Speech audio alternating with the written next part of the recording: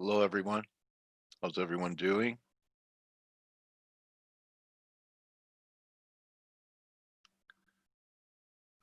Where is it?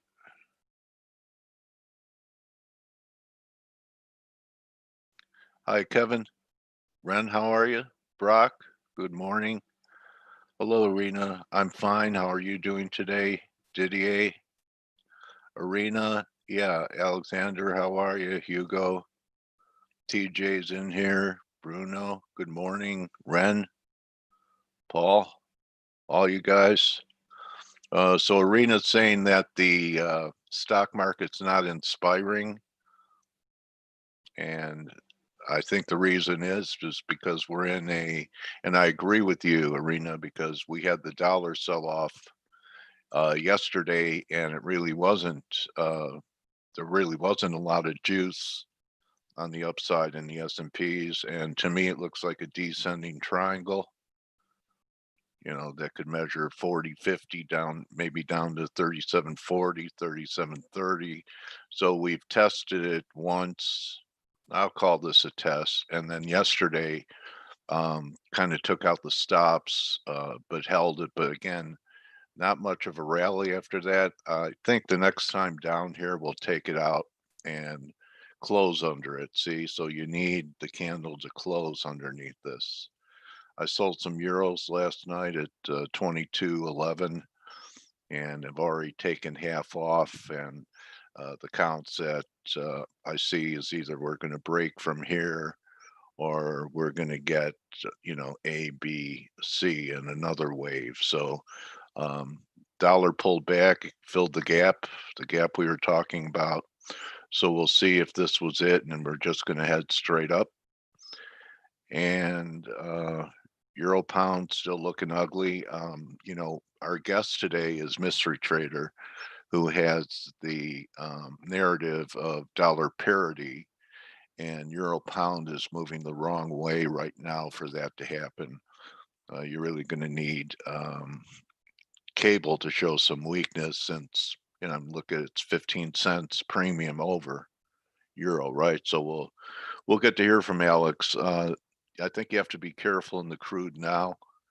It's still real good momentum, but you know, uh, barely. One thing I noticed over the weekend that crude had a much stronger RSI structure than the stock indexes. See, see this, failing to confirm while oil was confirming. So the preferred short, it's kind of unusual, kind of the flip side of what we've been seeing for many months, even years in crude, where um, crude followed the S&Ps or took them down, and now they seem to be leading. Just a quick look at the metals. To me, this doesn't look like a bottom. Almost looks like we're getting some type of continuation formation. Not saying we can't pop some more. And this is really, I think, somewhat significant, is that the yen had a chance to break out this week and wasn't really able to poke through the wedge a little bit and pulled back. So this is going to be pretty important if the descending triangle manifests in S&Ps, a real good test for whether or not this is going to be a real good test as to whether or not the yen has actually bottomed. We could still get a higher low and then come out of here. But a lot of people are on the higher yield train now after, 50, 40 bips later. They're saying yields are going up. So the real test for the yen is going to be if we get any form of risk off in the S&Ps. And, you look at this, a 2-day reversal in the S&Ps from today is closing under 38.01. So, we have the possibility of a 2-day reversal going into a potential breakdown of a descending triangle. And that's all I got. Is that enough? Any questions?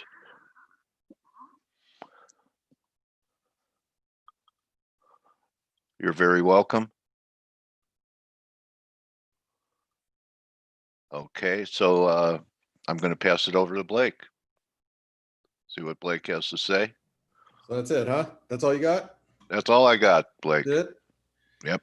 That's I'm it? tapped out now. Tapped out? Gonna call it It's a not day.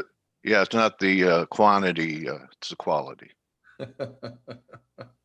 Well, It only takes today, one. what's that? It only takes one. That's right. Only You takes only have one. to be right in one instrument at a That's time. it. Once a year would be good. Yeah. I mean, and I actually, can beat that performance. yeah. The problem is when you're a junkie, it's hard yeah. to hard to do that, right? Well, wait till you're Yeah. my age. You'll look forward to relaxing and being flat once in a while. Maybe you'll change in another 25, 30 years, bro. Right. No, believe me, I feel you. There's times that I'm like, God, I wish I was flat so I could just, Try sit it. in Try the it. Try it and write in your journal what it's like to be flat. I'd be interested in reading that. Feels freaking good. I'm gonna go run like 10 miles.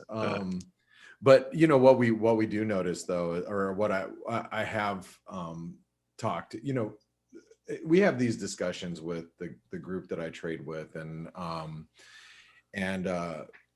when we have like quarterly reviews, a lot of times we'll talk, and if I'm over trading, which hell, like everybody, it's some days I when I'm done and I'm finished trading for the day, I feel like I've just been run over by a freight train because I did so many trades. And I mean, one of the, let me see if I can show you real quick, just so you guys can see what I deal with. Okay, this is JP Morgan, and I'm just going to show you just a little fragment of what I'm doing. Okay, just so you can kind of see. Oops, I didn't mean to do that. Okay, so you can see like this is kind of what I'm dealing with. Look at the euro dollar spread right here. Right. Wow. Yeah. There's no spread.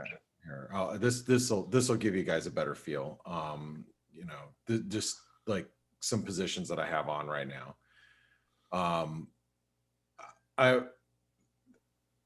The spread is zero, basically. Yeah. Right.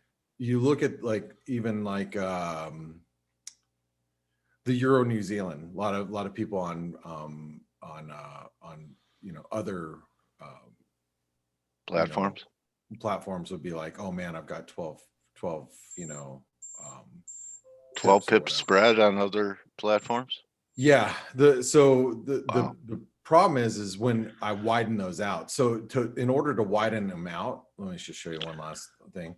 So like you'll notice I keep pretty low quantities in here, but if I push it out to like 2 million, with like the Euro New Zealand, it'll spread out to like 3 pips, right? So I keep them lower so I can scale into positions, because if I go large, into a position, it'll widen the spread. That's weird. You would think it would be the other way around, No, because the broker doesn't want to take your other side of that.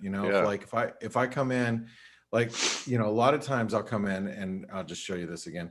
I'll come in and I'll buy like, €1 million, and you can see the spread's nothing basically. Right.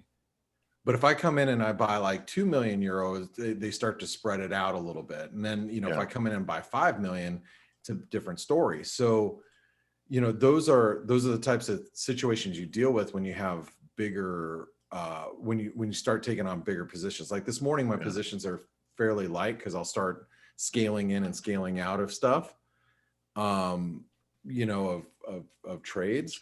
It's very interesting. And, it almost incentivizes you to be a scale-in trader.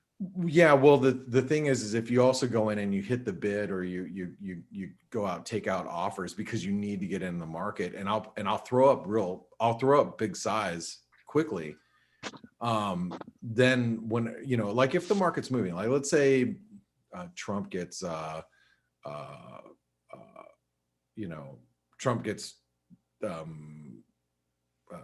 impeached today and the market decides to move, I'll throw on, 5 million euro and I'll try to go in really fast, and the spreads will widen a little bit. But the reason why I was pointing that out is because when the spreads are so tight, it's easy to over trade. Does that make sense? Yeah. Yeah. So it is very easy to overtrade when you are widen. Yeah, there's no cost in going in Yeah, and I mean, out. well, there is a cost because I pay commissions. So Okay, yeah. with JP Morgan. All right. So, there is a cost, So but they have the spread plus a ticket charge. yeah, yes, correct. Okay, got it. I pay it millions. So Those greedy no, bastards, when I banksters. look at the end of my month, what I spend in commissions, it's substantial. It's I buy a new car every month. Yeah. I mean, it really is. I mean, in some months it's like I can buy a really nice car. So it pays to be the house, huh? What's that? It pays to be the house. It does. House always wins. Yeah. You guys kind of got a little bit of a view of what I like my dealing platform, so you guys can kind of get a. And remember, you guys can't use. Most of you can't use JP Morgan. Most of you don't, and it's not a retail platform. Most of you have to use like IG or Pepperstone or and the spreads are going to be wider. They have to keep them wider because that's usually how they make their profit, is in that spread. So anyway, let's talk a little bit about what we're dealing with the markets and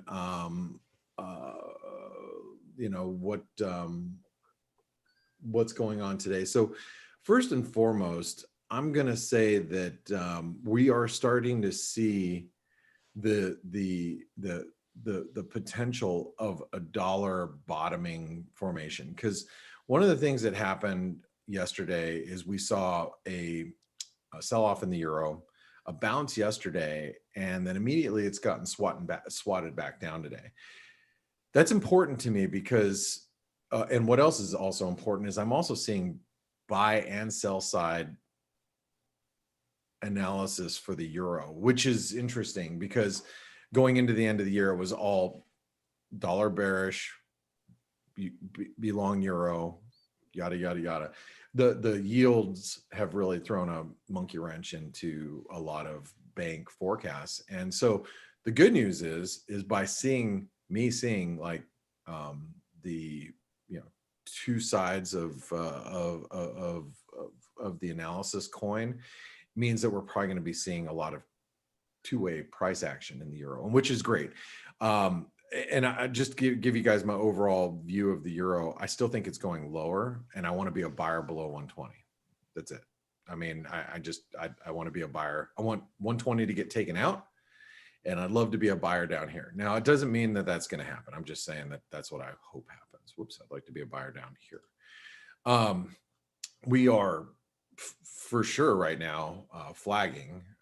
Whether or not we break will be a different story, because you got to see if that support gets taken out today.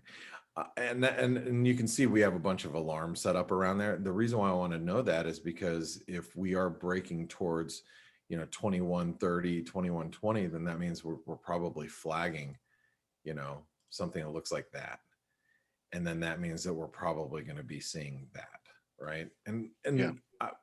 I don't want to ahead of time go, okay, well, let's just go ahead and short the hell out of the euro right here, because we are at support. I mean, it doesn't mean that it can't break down. It just it's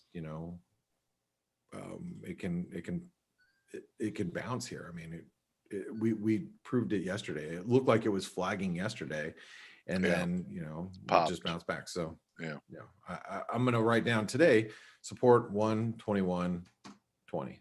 That's key. All right. Yeah. We are range bound in the euro dollar, and for now, resistance is by the way, filled all the weekend gaps in the dollar index yesterday. Yeah. So that's done. I don't know if you guys caught that. Yeah, I showed it. Oh, did you? Okay, I'm sorry. I tuned. It's okay. I You started tuned up me this. out. No, I didn't. Uh, Actually, you know what's interesting? I tweeted this yesterday, but I'll show it to you this morning. Here's a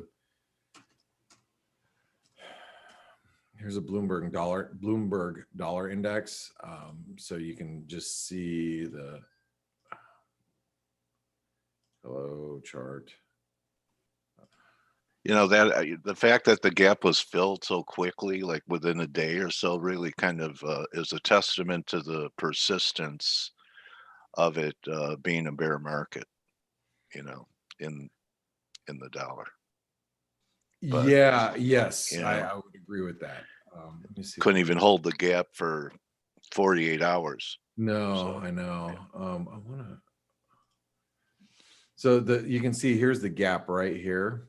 yeah, And we filled it yesterday, like right to a T, right? yeah. The dollar did. So once we filled that gap, once we filled that gap, it's like, okay, now the market started to sell off, and then now here we are, the dollar's looking kind of firm again. And so I think the question is going to be, is the dollar going to continue? And that's, where we start looking at the euro and saying, okay, well, is the euro going to actually break down? Yeah, So, maybe by next week you'll get your entry on the long side down yeah, there. well, I'm hoping so. I Yeah. really want to play the euro on the long side. I do. And I'm playing the euro on the long side through crosses. So that's how, I've been Does satisfying that. can I ask you a question, Blake, about doesn't the EG action give you Experience. pause about euro strength Yes, with it does. euro pound really under pressure? I mean, I was constructive that pair for a while and it turned into such a mess. I'm not trading it, but a lot of pressure on it. Let me take you to Forex Analytics really quick, and let's go into yesterday's analysis and then today's analysis, because this is my analysis on the basic technical analysis. So let me get over to where. And this will be my last interruption, so you could get do this thing and do the bias chart and go trade. So you'll notice that we've got this triangle developed in the euro sterling, right? Once we broke the 200-day moving average yesterday, like, okay, the 89 pence level is key, is the 127% extension and trend line. A break of this level could lead to the 87 level in the coming weeks. Okay, so here's the problem. Today we broke through 89 and we are below that triangle trend line. And now you can see the analysis is going to be, if we close below here, I don't think you want to be long. And for me, it's fine. The euro, just because the euro, like, let's say the euro gets down to 120.5, that doesn't mean that the sterling has to go down there. Like, the sterling could stay here around 137 and the euro drops, and then the euro sterling is going to drop to 87 pence. But I think that the sterling, the pound dollar is going to eventually break above 137. So what I'm doing is I'm playing, some of the pound crosses. I'm already long. You guys probably saw I'm long some pound Aussie. I've been long pound Aussie, pound New Zealand for the last couple of days, in and out, and you can see what they've done the last couple of days. If you guys are in the Forex Analytics chat room, is one of the things that you guys don't get here is you don't get all the cross asset market talk that we talk about in the chat rooms all the time. Like, you look at the pound New Zealand, I mean, we've rallied the last couple of days. We've gone from like 187 to 190, and we're now challenging a multi month downtrend, right? So, but I've already got a head start on all this stuff. I've been playing that, and I don't always construe that on the face webinar, because we're dealing with the dollar currency here. So, a matter of fact, if you look at just, you can, one last view, you just look at my positions here. Whoops, just the ones that are open that you can see. That's Euro New Zealand and Euro Aussie, right? I'm trading a lot of cross rates, and that doesn't mean I'm going to be in the dollar all the time, but the dollar is a primary driver of what I'm doing. So, and how the dollar reacts to other currency pairs is what I do. And so if you want to get more knowledge on what I'm doing and how I do it, you should really be in the Forex Analytics community. Take advantage of the offer, man. Yeah, I mean, this this is our Forex Analytics chat room. This is all of us chatting this morning. I've been up since 4-ish. Well, I got up a little earlier than that to make coffee, but it'd be, well, good morning, everyone. So that was 4:30 this morning. It's 2 hours ago, less than 2 hours ago. This is all the chatting that's been done and charts that we share and talking about currencies moving. That's what we do. And so, yeah. Surround yourself with traders better than you and you'll rise to their level. Quote unquote coach. So. I mean, yeah, that's the hope, right? I wish I could sit there and tell you, I guarantee you all will be successful if you jump in the Forex Analytics community. I cannot guarantee that. And I've seen a lot of traders fail over the years, but I think you're going to have a better shot at being successful when you're around other traders that are doing this all the time than if you try to do it on your own at home, watching some 16-year-old on Yahoo saying that, or Yahoo on YouTube saying that he's made $1 gazillion trading crypto. I mean, good luck if that's what you're doing. Good morning, Blake. Oh, it's afternoon for you, but thanks for saying that. Yeah, it's the easy way. A lot of people are trying to sell the dream that, everybody can become a millionaire and, making money from trading is like pressing a button and suddenly like tons of money are just piling up in your account. But, reality is that it's another line of work and you have to work for it and be consistent. And that's what we help people try to do, not sell, fake dreams and promises. Yep, exactly. Why is our live squawk isn't loading? That's weird.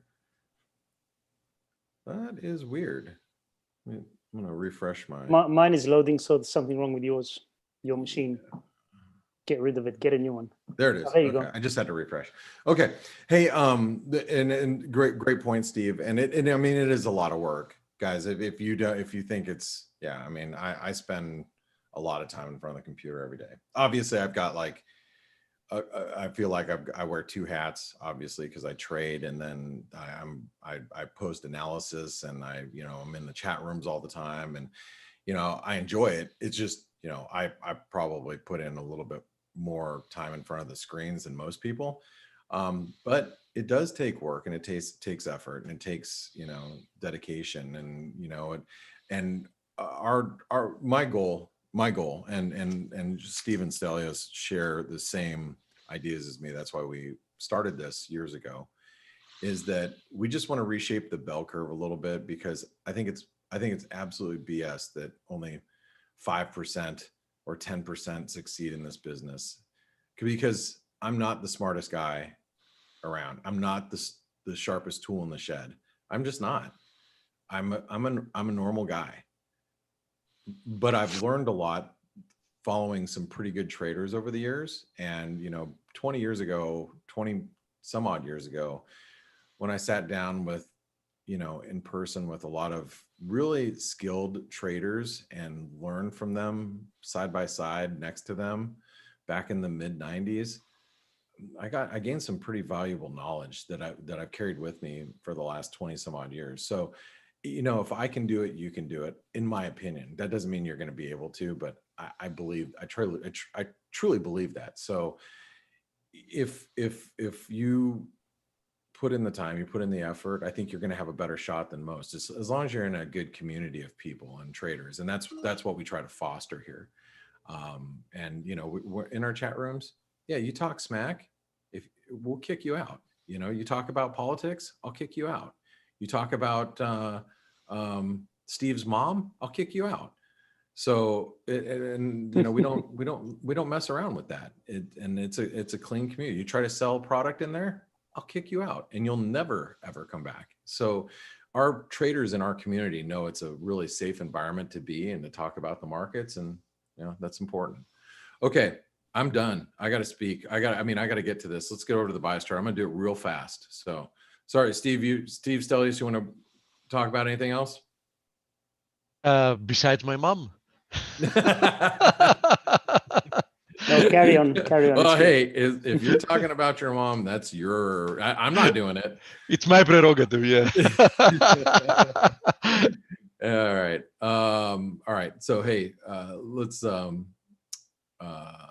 over to the Aussie.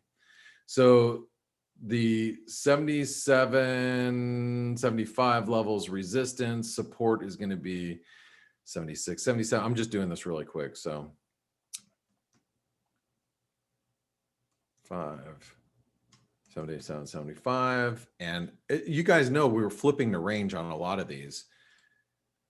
Kiwi resistance, 7240, 7150, and that's going to be key 50 key, right? 7240. All right. Let's see. Dollar Canadian. So dollar Canadian sitting here at 127 is support. Resistance is going to be 127.60.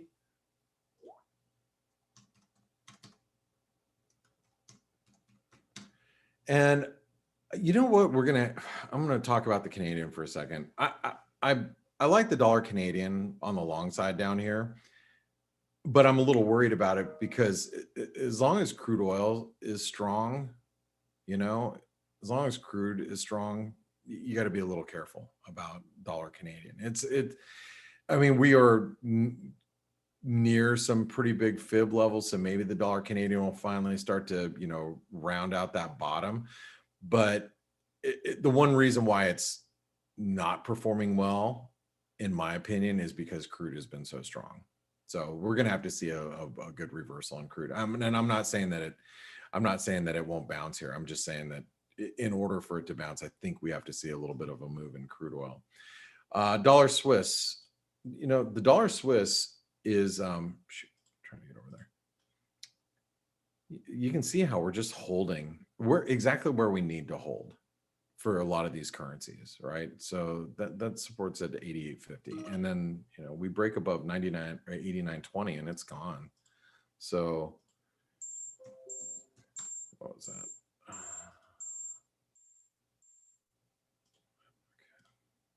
Oops, sorry.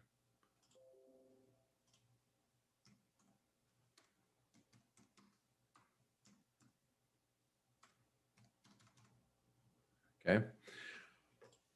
I actually believe we're still in a bearish trend here. Here's the one thing that I'm fearful with the dollar Swiss. And I haven't really had my finger on the pulse of the Swissy for a long time. I think it's very technical. And I think a lot, and you'll notice that we are very technical in the Swissy because I think a lot of algorithms have moved away from the Swiss. Why? Well, I mean, you know, if you know, you watch this happen, you know, right here back in 2014, when you know, this Swiss National Bank, you know, let out the floor there, and that knocked so many people out of the business. I think a lot of algorithms just kind of stay away from the dollar Swiss as a result, because they just don't want to be stuck in the crosswinds of that. So I think that it actually trades really technical, which is nice. If it's your cup of tea. What I don't like doing though is I don't like, in this environment when stocks are where they're at, I don't like being short the Swissy or short the Swiss franc, meaning long dollar Swiss, because my fear is if stocks actually come down a little bit, which they haven't showed, you know, that they are. I'm just saying if they do, you know, the Swiss could, you know, gain strength out of like nowhere. And so I just haven't been trading it a lot, but I will point out it is very technical, and that's something that. Blake, we have CPI coming out in about 20 seconds. Thank you very much. I appreciate that. So let's go over to the data flash. I'm going to pull that up. Hold on. Let's pull up dollar yen here.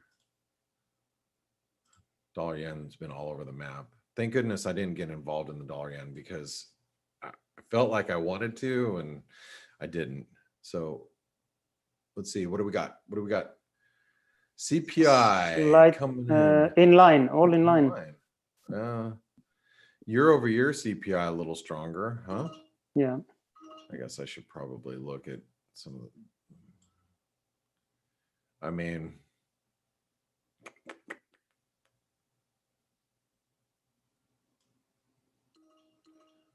look at these numbers. Look at these wages. The year over year wages up. Inflation's coming, guys. You know, whether you like it or not, it's coming. I think. But you know what? How many people have said that for, you know, for how long have people said that? Right? Yep. Okay. Anyway. All right. Let's get over to, let's finish this up. So I can pass it back over to you guys. Dollar yen.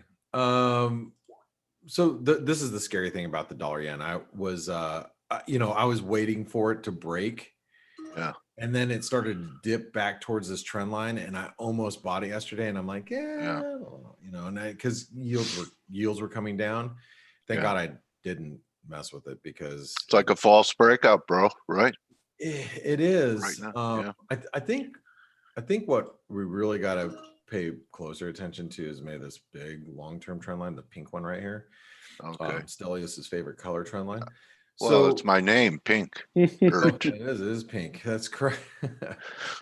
Sorry, I messed with you guys a little bit. Anyway, it looks like we have about a 50% retracement here. So won't the real test be if we get any kind of risk off in equities? Yeah. Yes. I think that's kind of what it might be saying here is that, you know, a lot of people jumped on the higher yield story late. You know, yeah, like and I was also reading a piece yesterday from, I forget who it was. It's like we have to move substantially higher for it to really affect the dollar much. And I was like, all right, well, you know, but I think yields are moving the dollar at the moment, and that's why when yields came down so aggressively, you had yesterday. I say aggressively, but you know, when yields came down yesterday, the dollar really got swatted down because I think a lot of people did the, you know, yields up, dollar up trade. Yeah.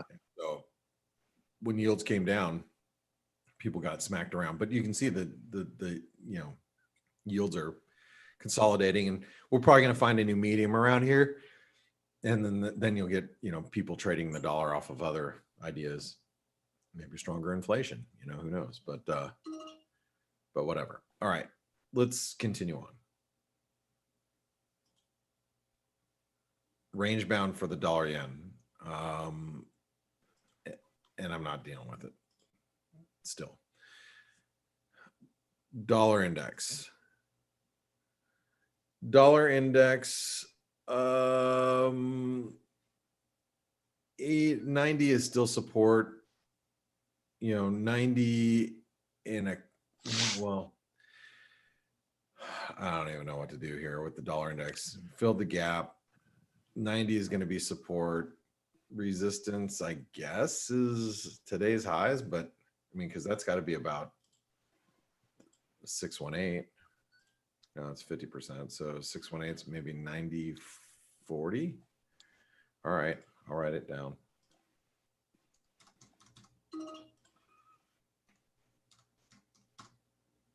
Okay.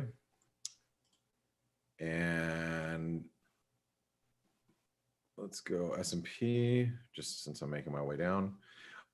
So yesterday, you notice how we tested the 3780. Remember, we wrote this down yesterday, right? 3780, multiple asterisks. And we dipped below it and then came back up, and you can see we're still holding above it. But if you were on the daily roundup webinar, which is for Forex Analytics subscribers, when I was on yesterday, I'm like, look, we have to get below this 38% retracement to really alter anybody's view, because when you have when you're looking at a trend, right? You know, I'm going to just give you a basic read on this. It'll be kind of maybe easier for you to understand if I draw a little bit. Hold on.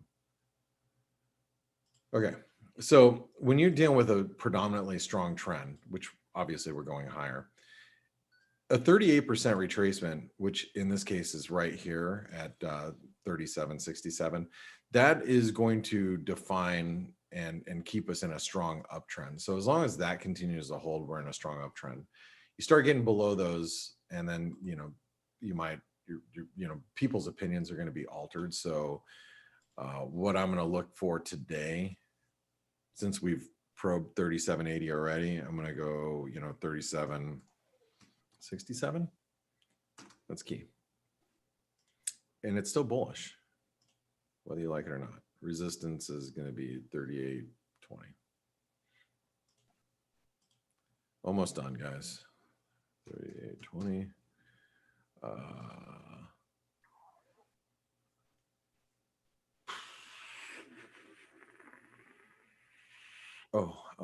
Dollar Mexican peso. It's near its lows of the session. Looking for a move down to, well, the 78% retracement is 1975. We might get down to 1970 again, but I'll write the 1970. And then resistance is going to be 2010. We're just going to keep it in range for now. US dollar, Norwegian krona, still in a bearish trend, but it was my chart of the day yesterday. We get above 860, and that would change everything.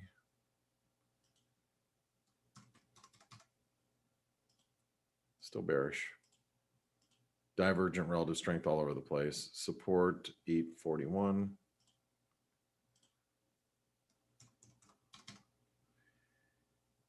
And are you guys watching the sterling? It's almost back at 137 here. Gold.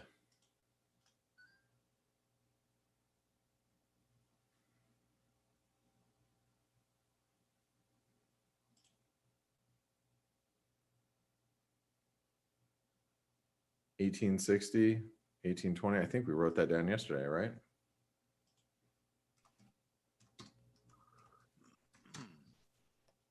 Make sure. 1865. Okay. Oops.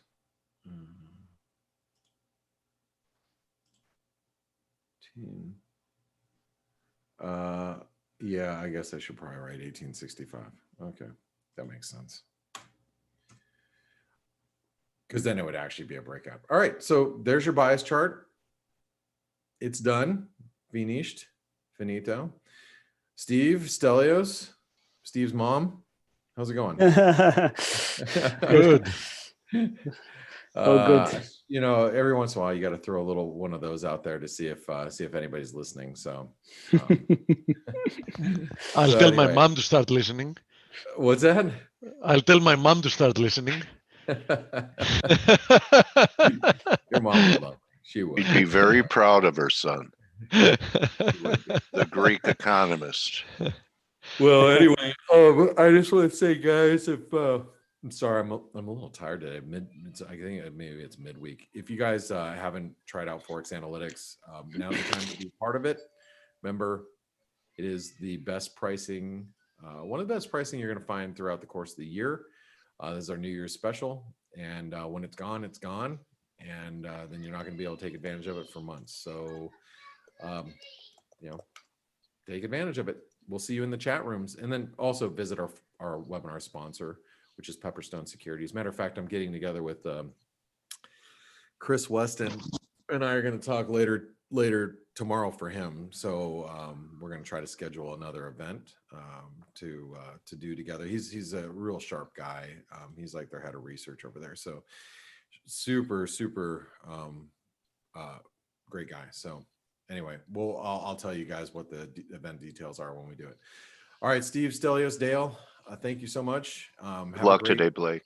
Thanks. Same to you. And I'll see you guys in 4 hours on the daily roundup for those of you that are in the community. All right. See ya. Bye. Thank you, Thank you, Blake. Blake. Thank you. Hey, So I still want- great I- bias on Europound of it being a short from 92. Thank even you. though you did, I don't know if you did it or not, but I know, only up have there. I only have a tiny position. I do have sterling Kiwi long though, and from yesterday when we were talking about it here, it's gone up 120 pips. So if you're making fun of people and shorted it, you're down 120 pips. Well done. I wanted to add one thing to Blake and Steve were talking about. People out there promising the dream and all that. I just want to add one thing. For people who don't know, I used to be a market maker for 10 years in London.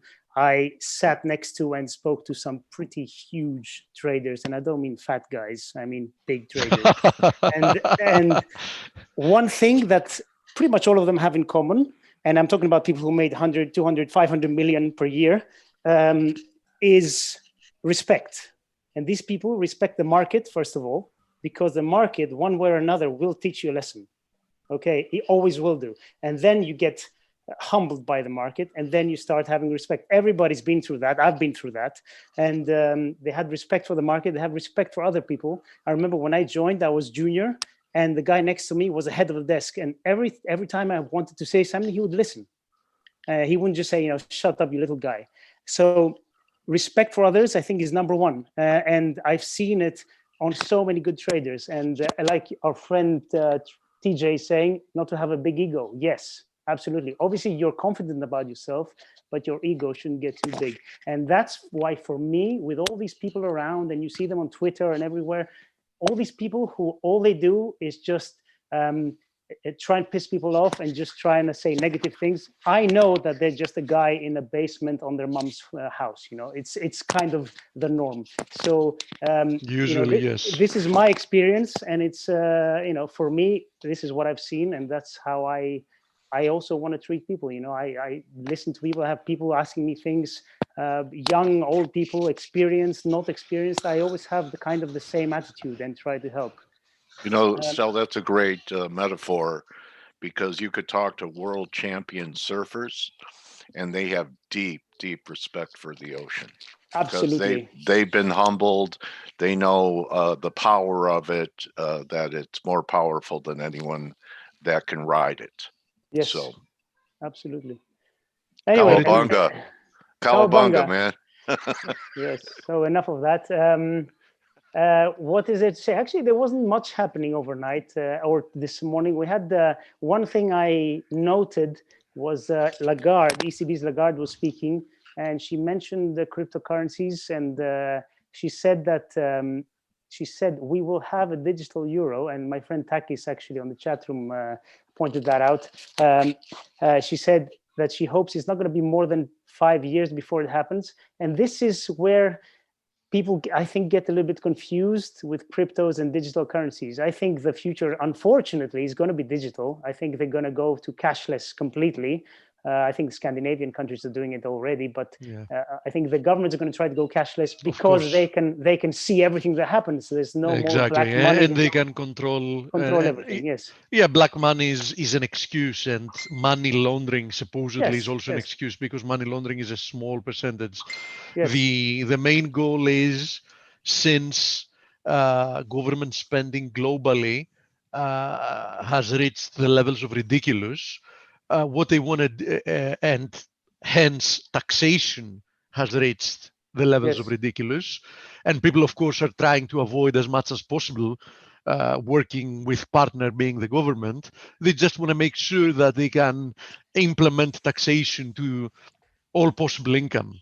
Yes, and also, and they have the cover of COVID now. You handle cash, right? Yeah. So and even my bank, they went to chip cards, and now they're sending me a contactless card where I won't even have to insert it. I'll probably just hold it over something and it'll work. So yeah, COVID's going to be the excuse for cash, spreads it. Right? Yeah. So actually, just to finish up with Lagarde, she also said that Bitcoin is a speculative asset. I think we all know that. She said it needs regulation, and it has facilitated, I quote, funny business and some reprehensible activity. And this takes us back to what we have been saying, that cryptos are very interesting, that's for sure. I think the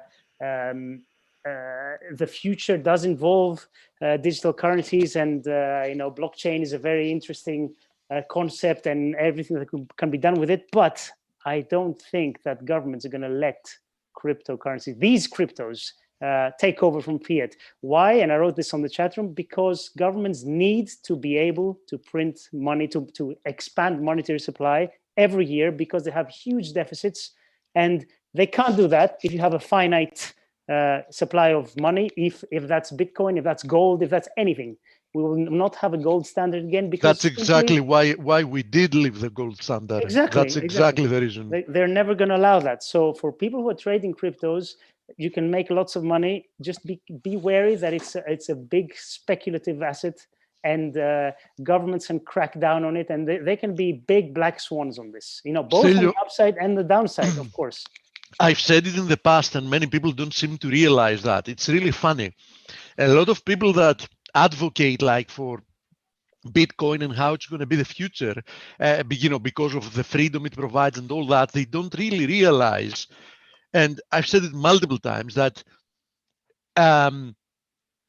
if we assume that Bitcoin at some point succeeds in looking like it's about to do that, its own success, which I don't believe it's going to happen, just to clarify, its own success, it's going to be its own demise, for the exact reason you just described. Yeah. So if it ever looks like that, indeed it can, shift the global monetary system to something Bitcoin based or whatever, which, as I said, I don't believe there is a chance of that happening. What do you think is, for example, the US is benefiting for so many decades because of the dollar being the world's reserve currency.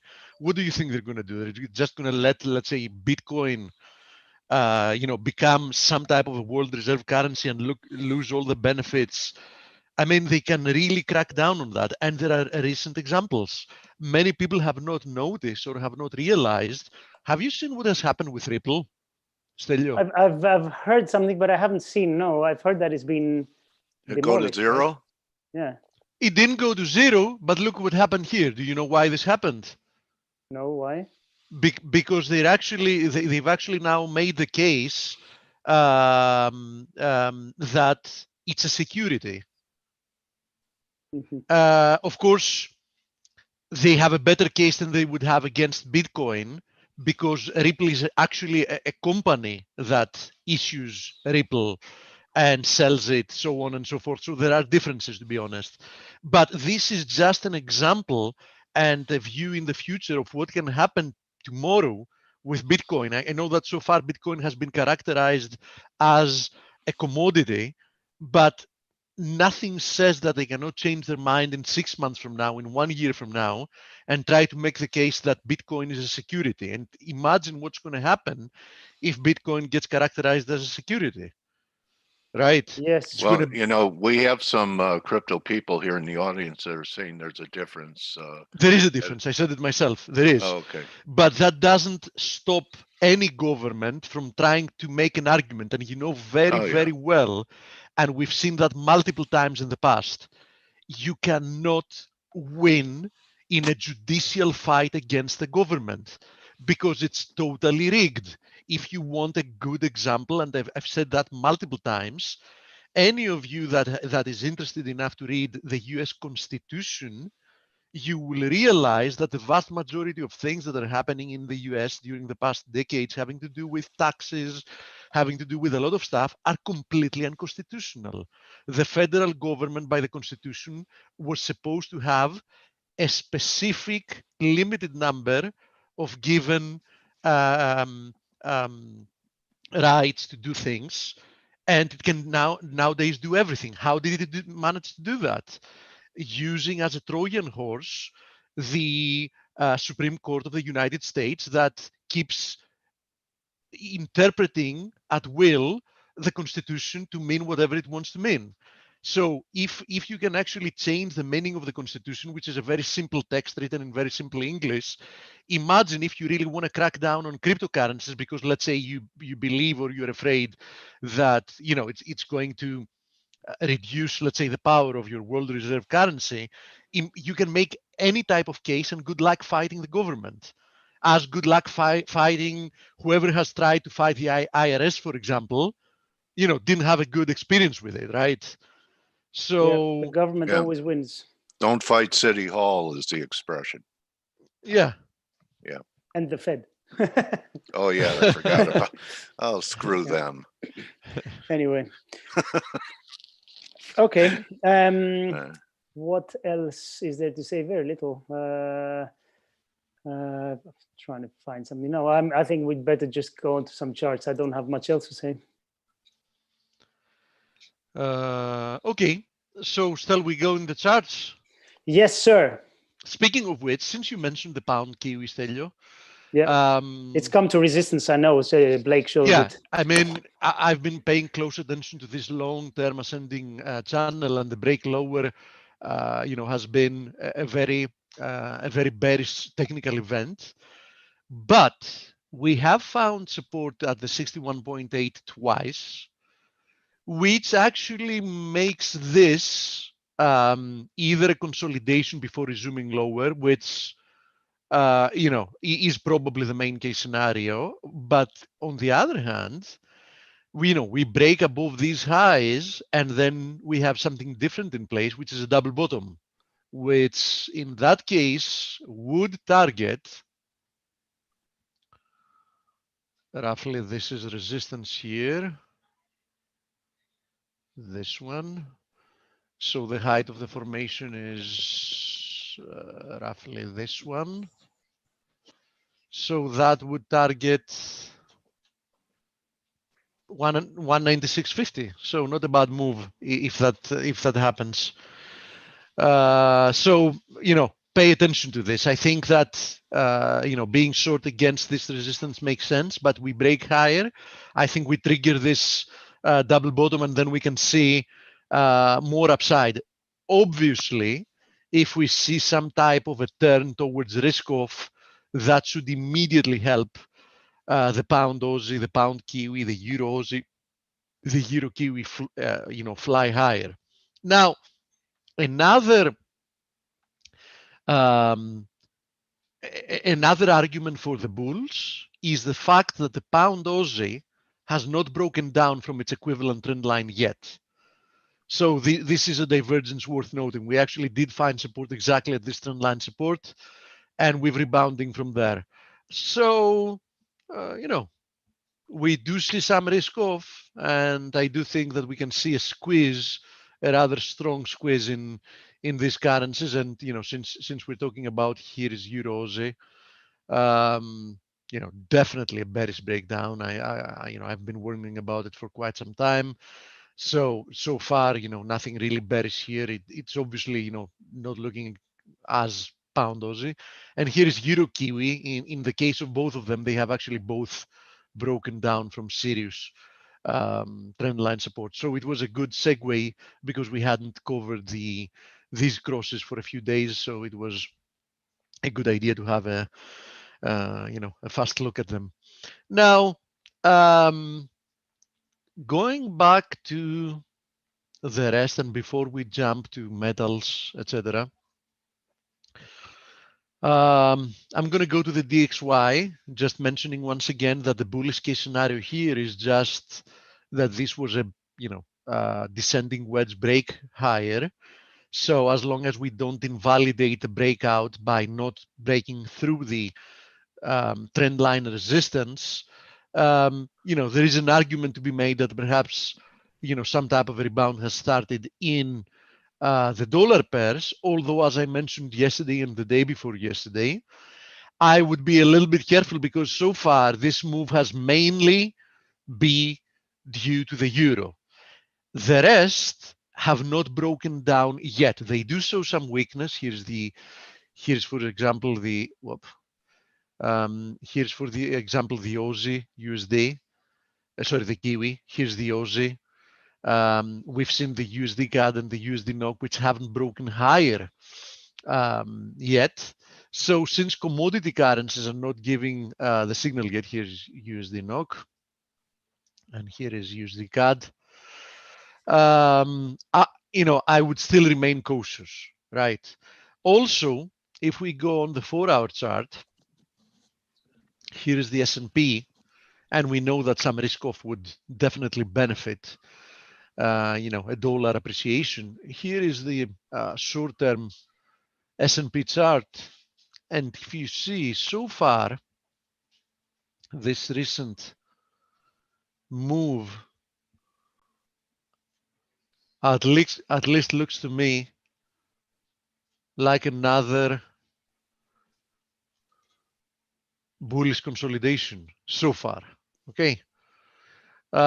So, I'm very, very, very cautious in trying to jump the gun and saying, oh, we've found a temporary high in equities. We found a temporary low in the dollar. I think at the very least, you need to be more patient.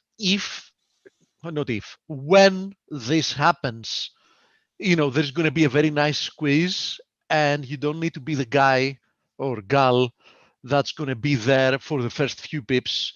It's a better idea to have, higher chances of being there for, the vast majority of the move, even if you lose the beginning of it, but, be more certain about it. Now, having to do with the pound has been sustaining this uptrend, which admittedly, is not impressive in any type of way. It's still contained within this ascending channel. It's still diverging on the RSI, and we are actually more or less on top of the triple confluence of resistances here near 137.50. So, be careful here. I think this is a key area. Bulls and bears, should fight it off and see who makes it. I'm pretty sure that there should be several stop losses, limit orders above 137.50. So, you like it to the short side. I think this is a nice entry area just from a risk reward perspective. But we break, we decisively break above that level, and I wouldn't be surprised if the pound actually accelerates to the upside.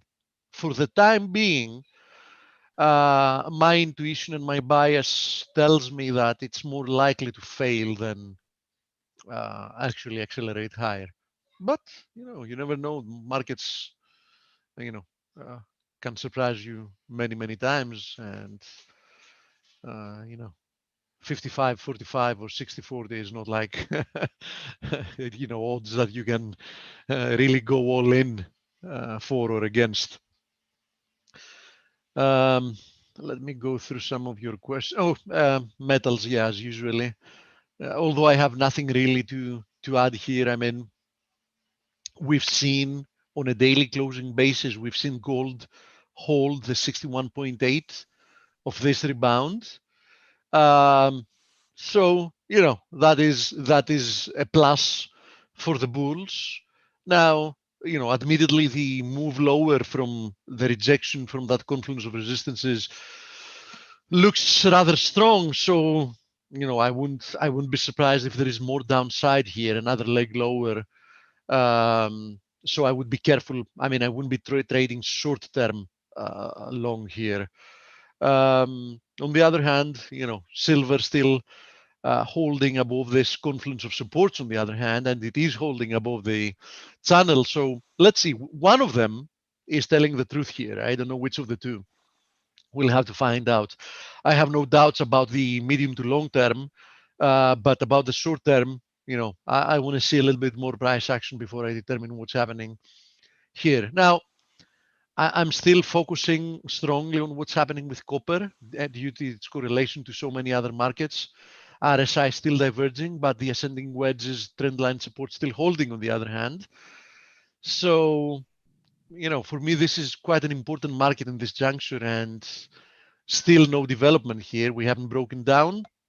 We haven't accelerated higher. So I'm If I do see the copper market, for example, breaking lower, I'm going to start feeling more comfortable about the idea that perhaps we're going to have a corrective move in the dollar and the risk assets. Sometimes, copper can lead these type of moves. That's why I'm paying, close attention to it. Now, what hasn't really stopped its move higher is crude oil. Crude oil has now reached, actually earlier today, tested to the pip the confluence of the horizontal support resistance area and 78.6% fib of the 2020 downtrend. So we've retraced the vast majority of this move following the low that we found as the vast majority of the assets post the COVID sell-off. Actually, crude oil bottomed out later than other risk correlated assets, bottomed out roughly a month later. So perhaps it turns lower later than the rest. Who knows? We're going to find out. In any case, Maybe Mystery knows. Yeah. Oh, it's the top of the hour. I hadn't noticed. So we have Mystery Trader today. Yes. Okay. Mystery Trader 99, and he's going to update us on his narrative. So. Okay. All right, buddy. Enjoy the interview. Thank you. Mystery, I'm getting you set up. Not sure why you use 99. Why did you use 99, Alex? Mystery Trader 99. Happy New Year, buddy. Welcome back to Face. Thank you. Can you hear me? Got you. Perfect. Got you, Let me do share screen. Why 99? Were there 99 mystery trades that you did? No, that's actually when I started trading. So that's basically the first year. Oh, so, okay. Yeah. So. Well, that's important. It is. It was quite a time. All right. So, Happy New Year. Happy New Year to you as well. I hope you didn't start trading in 99 by being overly bullish. The market. No. That would have been a really, really bad juncture. That would have been really bad. No. Yeah. No, he came in, he was bearish when he started. So, right, buddy? So, yes, it was. Interesting now, a couple of things that from your last interview. I know you you always come here well prepared with a nice PowerPoint, but just a couple of questions before you go. Sure. Just the dollar did not hold 92, got down into 89. I think Correct. it's just hugging that uptrend line. Is that a breakdown for you? And you could address it during your thing. And the second would be Euro Pound has been under pressure, and we know for the narrative of parity, it needs to go the other way. So I would just say, are those two things challenging? We are actually going to discuss that, but I'm actually glad you brought that up. So okay, definitely within the. See how I remember? Yes, you did Your absolutely. Interview. Yeah, absolutely. So, okay, so why don't you just go ahead and everyone? Mystery has a very nice following. He's a mentor. He teaches. He shares research, and this is what your fourth or fifth time here? Sixth time. This is Sixth. Oh, I always underestimate. So take it away, my trading warrior brother. Absolutely. Thank you, Dale, again. Happy New Year again, and I hope you're doing well. It almost didn't happen today. Actually, yesterday I had like the worst corneal abrasion of my life, and I literally was in agony. Yes, I couldn't even see out of one eye. So pardon me if I'm reading. Yeah, it was pretty rough. How'd that happen? I woke up in the morning, all of a sudden, just excruciating pain. I was in the bathroom for 2 hours, just trying to, I don't know what happened. Something happened, but anyway, so I'm blurry in one eye. So if I ever kind of stumble or I'm trying to read my notes, it's because I'm literally doing this with one eye. So I appreciate your patience. Yeah. Okay, professionals buddy. don't make excuses. Hope it heals by the end of today. Yeah, it takes a couple of days usually, but yeah. Anyway, so this is obviously part 6 of the Global Forex Parity, entitled "Setting Up for the Turn For those of you that play Texas No Limit Hold'em, you understand the reference. It's the second to last turn before you get to the river. And kind of want to, first I'll do a recap of what happened in part 5, what was incorrect, what was correct. First, I said gold weakness would continue, was going to form unexpectedly. Biden victory would have a smaller piecemeal stimulus in the short term, and then equity markets would initially pop on a Biden victory. Now, the part that I didn't get correct was after the election pop, I assumed there was going to be a reversal, but if you remember correctly, the week after he got inaugurated, that Monday morning is when, the vaccine news hit. Obviously, when that came, that was basically a green light for all risk assets to go gangbusters. So that obviously didn't come true. And then energy was going to get hit on Biden. That also too was reversed because once the vaccine news came, that basically, incentivized travel, leisure, and energy consumption. So that also didn't allow any energy to have one last hit, which it was actually about to roll over, technically speaking, but literally the news saved the entire energy sector. And then the other part was the delayed stimulus. I thought once Biden got in, they were going to try and stall all the way until after inauguration, but sure enough, they actually did a QE5 ended up being QE5 light. It was kind of like a piecemeal 900, quote unquote, only 900 billion. It's crazy that we live in this age where that's only, but that happened. And then soon so to be, the QE5 light was fiscal. correct. So you also considered fiscal as QE. I do, because and during the 09 crisis, some of the QEs were technically also fiscal stimulus from Congress. So I kind of put them into one category.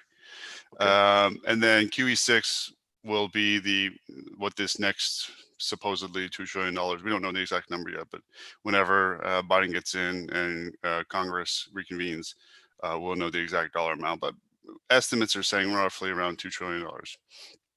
Okay. So from there, we'll do a Forex update of kind of the big pairs, an update on the narrative. This is obviously the euro dollar chart. Obviously, it's broken out of the 10-year channel.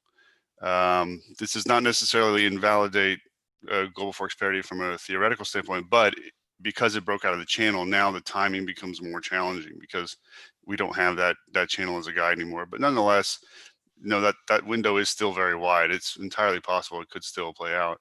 And we'll kind of go through the narratives, and I'll show you my thesis throughout the presentation. You'll see how there are still signals that we are at a potential turning point here soon. This is the pound dollar.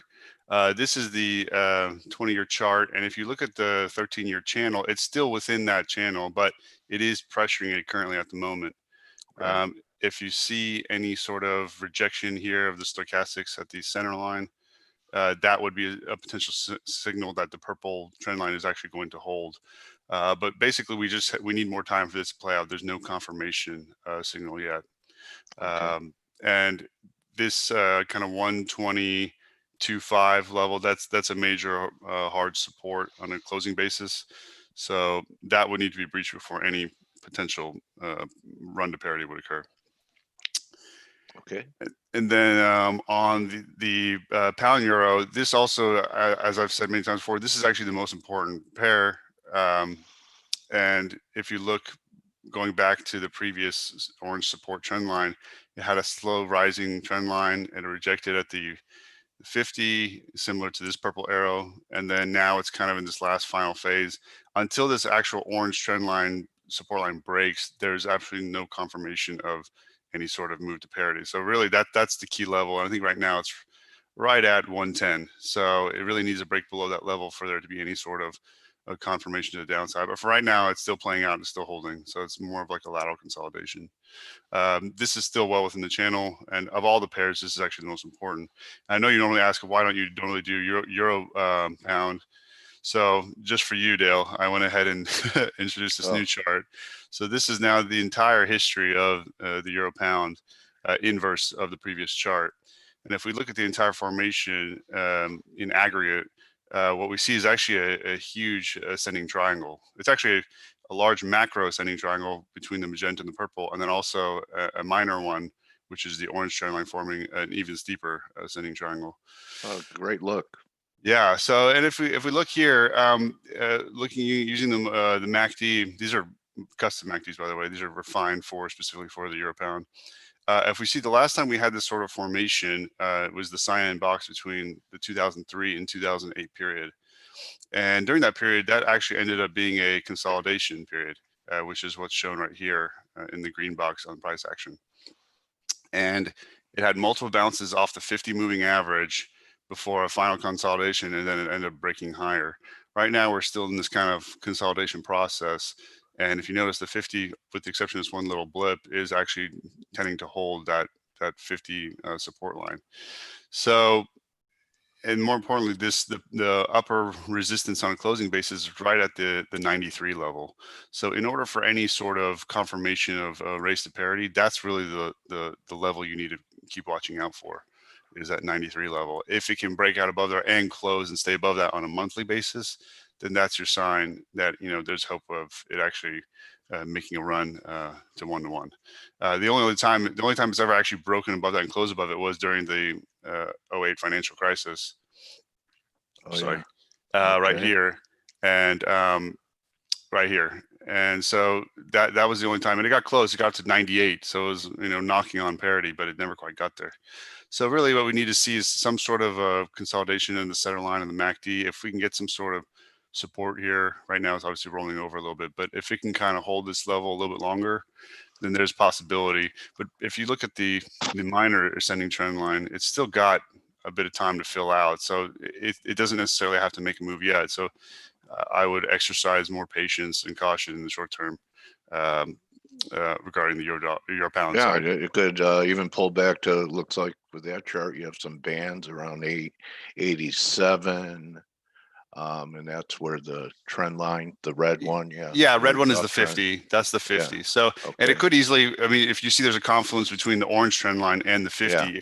so it could easily bounce, like, you know, come down here and then rocket Right. off. Okay. So that's entirely possible, yes. And that's kind of what actually the MACD is suggesting right now by crossing bearish. It may have, you know, one more pull back and then base and then go. But right Okay. now, this, of all the pairs, this is by far the most important, because without euro pound going to parity, everything else is kind of irrelevant. So, and interestingly, if we talk about the euro pound, you know, what I found very interesting about this one was when Boris said, you know, this is regarding Brexit, he said, you know, the UK people, quote unquote, gain control of their currency once again. When I heard that immediately sparked the thought of competitive devaluation. I mean, when he's saying we finally have control of our currency again, well, why does that matter?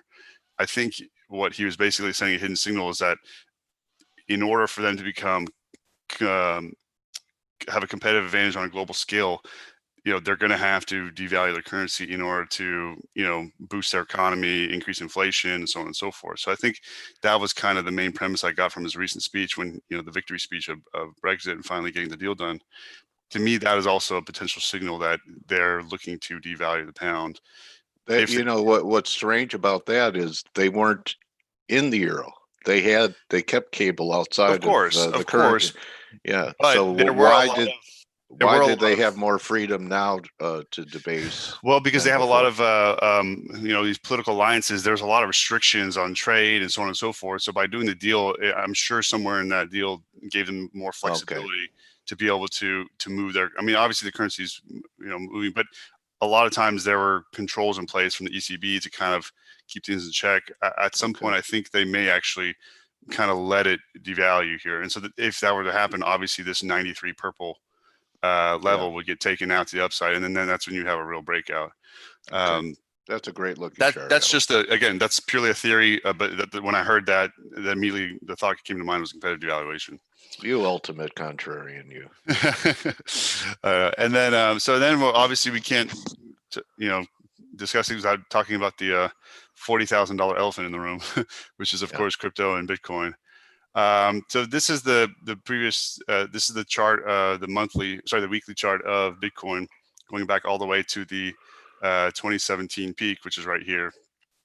And obviously, I said there was a descending trend line, the purple one, and if that ever broke out, which was I think two in part 4, then we were going to retest the highs. Well, we definitely retest the highs and then some. So we obviously have gone off, and we had a major price discovery moment. And if you notice here, the last time the RSI peaked at 90 and formed the shape was all the way back at the 2017 peak, which is right here. You can see kind of form a very similar formation.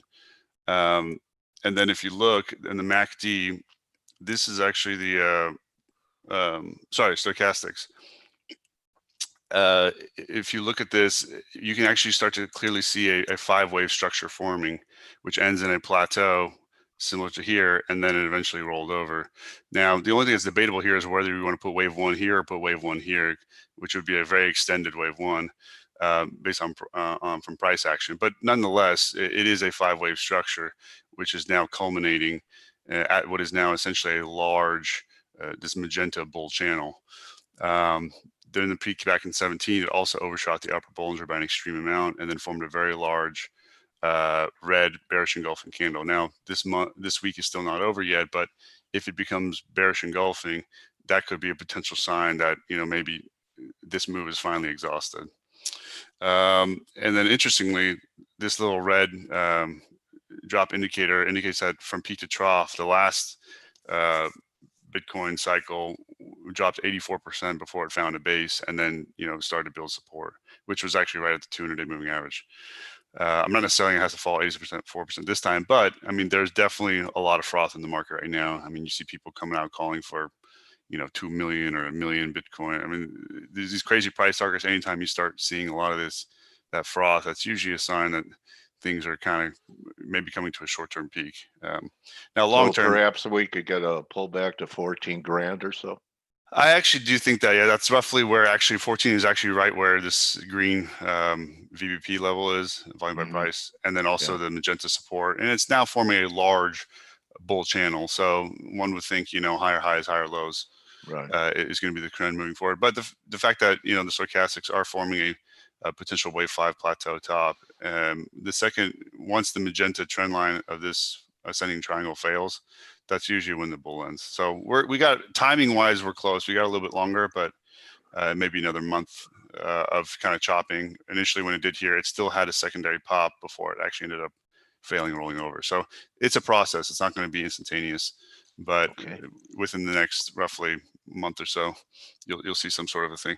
But the other interesting thing is, you know, whether or not when I see this kind of price action, remember I told you last time or previously episodes that, you know, there's only majority of the Bitcoin, the staggering majority are really in 90 accounts hands. So it's a very concentrated, very tight market. And now they're talking about liquidity concern and so on and so forth. To me, that's usually the signs of some sort of coercion or some sort of cooperation where these big players are actually working in tandem with one another in order to restrict supply artificially, which is why you're getting these huge, massive price discovery moments. And I'm sure they're dumping into this. I mean, this is what they do. They dump and then they reload and so on and so forth. So just, you know, caveat emptor, if you're interested in buying Bitcoin, just understand the risks right now. You're really buying into a very elevated valuation. You know, if you want to buy for the longer term, if that crypto is your thing, you know, you want to wait to get back to some sort of a hard support of some kind, which will be back, you know, towards the lower end of this channel once again. Is it going to go back to 3,500? No, I don't think it's going to go down there. But I do think, you know, we'll have some sort of a correction once again, and things will kind of return back to normal. Okay, buddy. Okay, and then of course next we're going to talk about the bond update. This is actually we discussed this last time. This is the TNX, which is essentially the 10-year Treasury yield. Back when we met earlier this year, it was literally within, you know, days of the actual low, and I said that this is starting to look like a major bottom. And sure enough, you know, we were in agreement together that was kind of looking like I think it's 43 basis points was the final low, roughly around there. And then since then, you've seen the MACD form a major bottom and ultimately bull crossed. Same is true. The stochastics is forming a nice kind of parabolic ramp here. These are all very healthy signs of a yield breakout. Now, if we compare this to the most analogous previous period, that would be the actual 2012, 2013 bottoming cycle, where yields bottomed, they popped up into the Bollinger Center line, which is what we're doing exactly right now. And then there was a 3-month kind of bull flag consolidation before yields actually broke out. So you had the red arrow, there'd be a purple arrow here sometime around March, roughly March, April. And then from there, you're going to have the major yields breakout. Well, why is this important? Well, if you we'll look at it in a second, it'll make more sense. But just remember that 2012 is a very important confluence period for a lot of different asset classes, and I'm going to kind of be a theme throughout the presentation. But note that this is also where the previous gold peak happened. It was right before yields completely broke out, and then the huge flush happened once yields actually broke out. So just keep that in mind. We're about to discuss it in the gold section, but that's why, you know, people forget that gold is not just inverse dollar, and more importantly, it actually tracks bonds more than anything else. So you have to, you know, always pay attention. About yields. It's all about yields. I mean, everything is amazing. It's one of the most overlooked asset classes, but 10-year treasury it dictates so much in the markets these days. So, and then once we go through, we'll start here with the gold. So we discussed this last time, and I think this is a very important chart. This is the quantitative easing analysis chart, where I kind of analyze all the previous QE periods, both on a timing and price standpoint. If we look at the previous cycle, initially I thought that QE1 and QE2 were joined in QE4, and then QE5 would be the last of it, because I thought it wasn't going to happen until after the election. Well, the fact that we got this, you know, piecemeal, you know, QE light, then basically it, you know, the pattern is it comes in threes. So now we're going to have a third and final quantitative easing. And I think this one will be the last one, because the inflationary expansion after this, they're not going to be able to justify a fourth QE. So I think this next one that comes under initial Biden administration will be similar to the one that, you know, similar to how Obama, when he got into office. I think this will kind of be, because the cycle started earlier, I think this will be the last of the three of the quantitative easings. And if you look, the magenta, the yellow, and the orange, these are all the starting points of the QEs. And if you look, this was over a very wide period. It's almost 3 years, 3 full years from beginning to end of the QE cycle, and then QE3 ended at this red line. Well, look now, I mean, the magenta and the yellow are so tightly compacted, they're really cramming these quantitative easings in a much tighter, shorter period. And this has more of an explosive effect on risk assets, inflation, and so on and so forth. And if we look at the MACD, we see that it's also forming a very similar period as the orange box back in 2011 and 2012. This is roughly the same levels where we're peaking, and now the MACD is about to roll over and cross bearish. So signs are that, you know, this last and final one, we may get one more pop here back up, because the 13 moving average and the Bollinger Center are too far apart still for there to be a breakdown. So if we were to compare to last cycle, we're right here, which is where this orange divergence occurred last time. This is where we're at right now. So you can see there was 1, 2, 3, 4, 5, 6, 7. It was still 7 more months before it ultimately peaked. Now this cycle is obviously faster, but I still do think we get some sort of a consolidation on gold above this purple level. And when I was on Charts Coach, when we were back originally last time, and we were roughly around the 1950 level, I said we were going to drop to 1756. We got close enough. We got within the 1760s, and then from there, I said we were going to pop back up to the 1950s. And if there's any rejection at 1960, that would be a sign that we're repeating the 2012 cycle. Well, sure enough, that happened in the past few weeks. So the fact that we're starting to see some sort of rejection here in the 1950s means we're going to revisit that kind of 1780s level once more, I think, before we have a final a pop back up into the 1950s. So it'll be kind of a topping channel, and we'll cover this in. So not 2200 after this pullback? So I'm glad you brought that up. So let me see if I can jump ahead. Actually, no, we can do that. Actually, we'll do that next. Yeah. So if we go here, this is actually the gold DXY ratio chart. So this covers, gold versus the entire basket of U.S. index basket currencies. And if we look at this one, this actually provides a lot more context because it was a lower high. Yeah, not only that, but when we first, our first interview, part one was actually May of 19. So we were back in the 14s. And back then, obviously, I said there's a lot more upside left. And sure enough, we went all the way up to 22.5.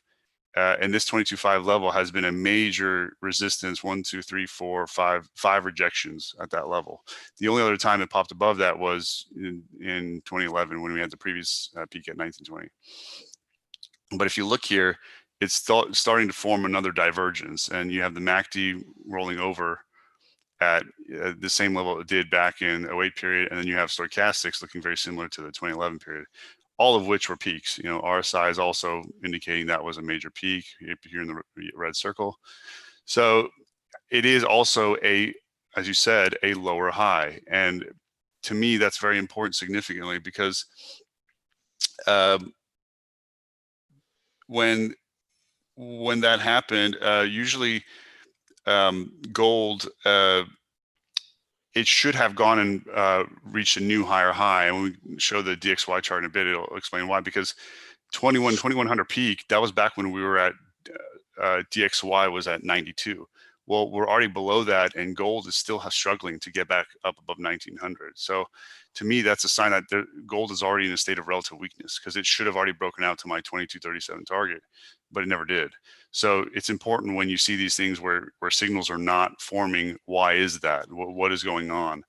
And I think we'll discuss that here in the next few slides. But it's important to know that this is a major long-term resistance zone, and it's also suggesting that both gold will have to peak and DXY will have to bottom here soon, which obviously ties into global forex parity narrative.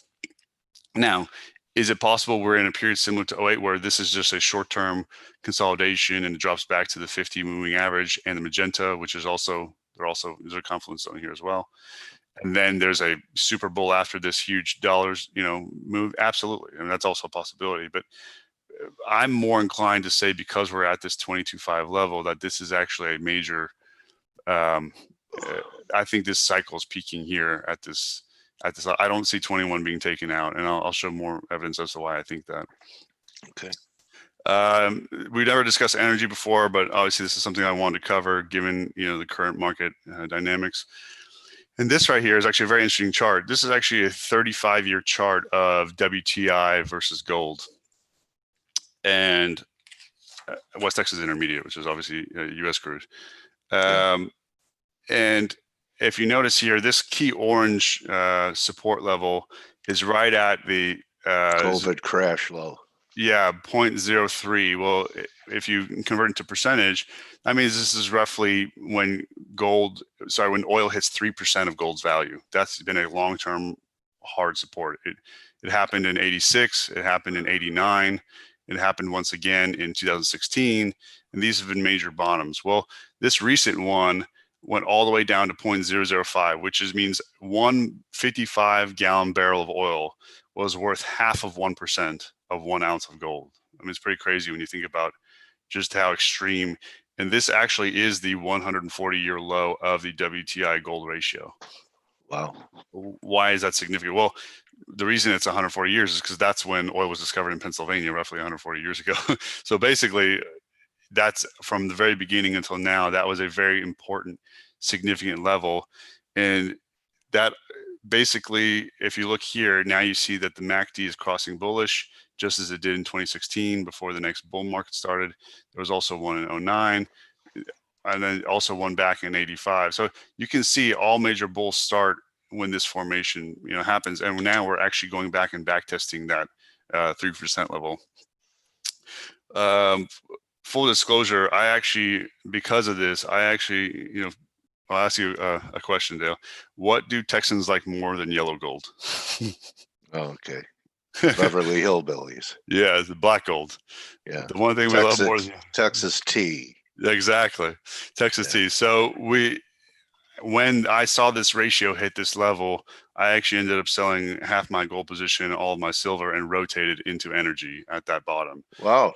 Yeah, I that doesn't mean I don't have a long-term gold narrative. I do think long-term it's still going to go very much higher, but on a relative basis, you're not going to get another opportunity like this in your lifetime to energy from transition from one asset class to another. So on a relative basis, I couldn't ignore the fact that this is the cheapest oil we'll probably ever get in relative to gold. And not just because it went to negative 37 a barrel. This is not even including that. This ratio bottoms when on a closing basis when oil was, I think it was like $15 or $14. It was some real absurd low. Very interesting look. Yeah. So, and more importantly, this is back testing the Bollinger Center, which is the last kind of hurdle before this really turns into a major bull. And most importantly, this ratio also peaked at 16% when it was back in 2005 and in 2008. And this was actually the all-time peak at 147 a barrel. So this is just to give you some kind of context of where we are relative to one another, because this is ultimately the real price of oil, outside of any fiat currency. It's essentially where you're pricing oil in gold, because that's basically, it takes out that any sort of kind of currency fluctuation over long term. So that's an important thing to note. And then also we're going to cover U.S. equities. I think this is very important because you guys were discussing it earlier this morning. So this is going to be a macro analysis of the entire Dow Jones 30 on a monthly basis. And once we take a step back, this right here at the far left is the 2009 bottom right here. And then you can see the huge uptrend.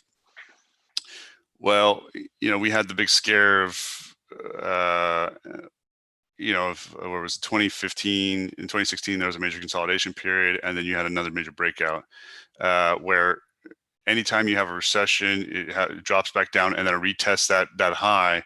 And from that point, there ends up being a bullish breakout and a bullish extension moving on to new highs. Well, the same thing happened in 2015, 2016. You went down, you tested the 50 monthly average, and then you went back up. And once it retested that previous high, there was a 2-candle bull flag, and then it broke out. Well, what do we see here?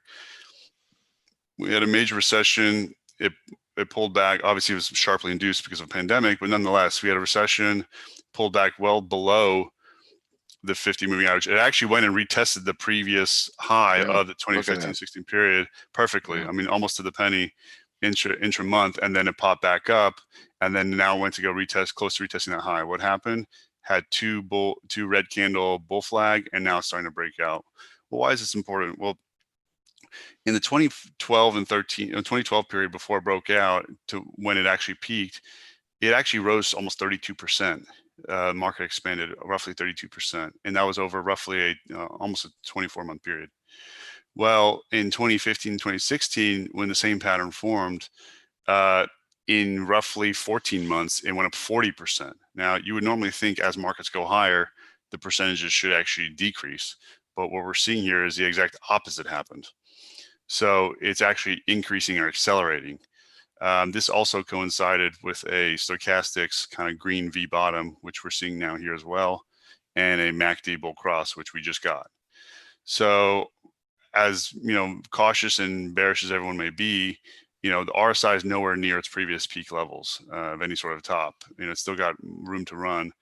And we just broke out of that previous high, which means from there, normally you'll see some sort of very strong bullish advance. And remember, these two prior periods were not coinciding. Well, technically, the 2012 period was post QE2, QE3, I should say.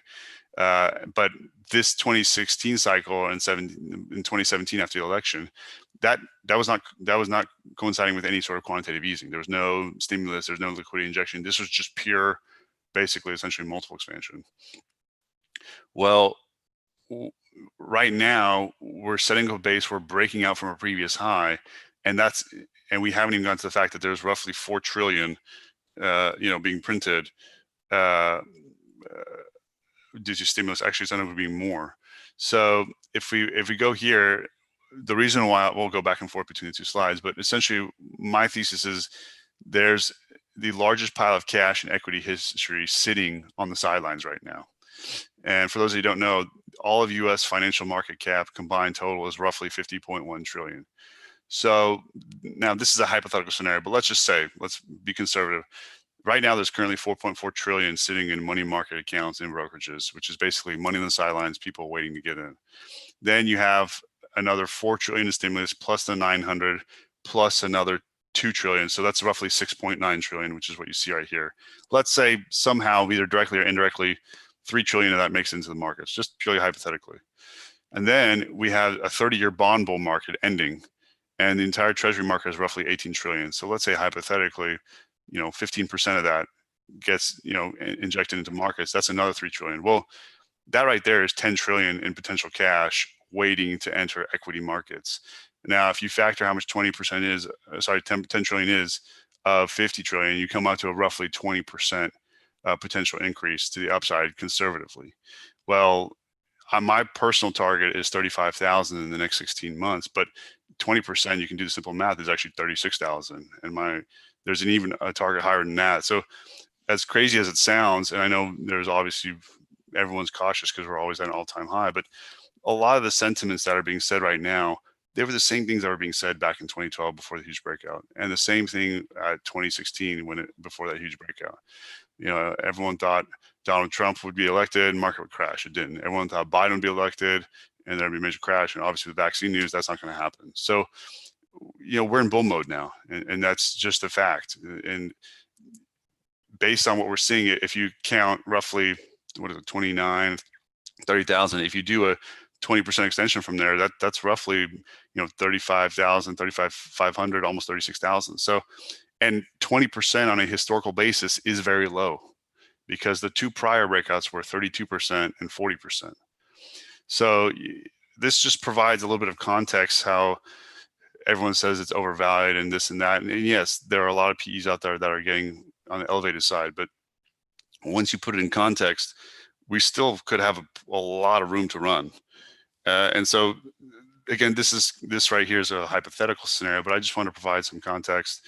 And I don't think 20% to the upside is unrealistic. So to me, I'm not bearish. I'm bullish equities right now.